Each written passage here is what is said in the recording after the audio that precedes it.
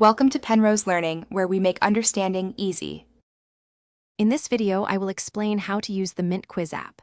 First, download the app from your preferred app store, whether it's for iOS or Android.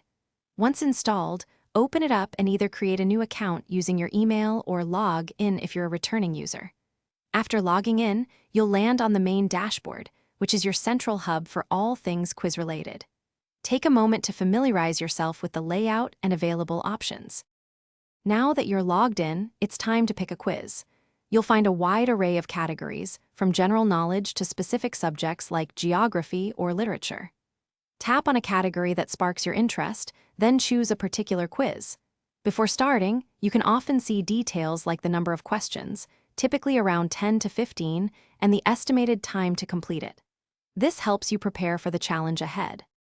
Once you begin a quiz, questions will appear one by one. Take your time to read each question thoroughly and consider all the multiple-choice options. Simply tap on the answer you believe is correct. The app usually provides immediate feedback, indicating if your choice was right or wrong. You can also track your progress, seeing how many questions you've answered and your current score, often displayed at the top of the screen. After completing all the questions, you'll see your final score and a detailed summary of your performance. This includes how many questions you answered correctly out of the total, perhaps 8 out of 10. The app often allows you to review all the questions, especially those you got wrong, providing the correct answers.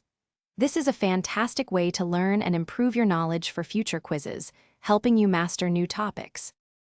Thanks for watching. If this was helpful, leave a like and consider subscribing. See you next time.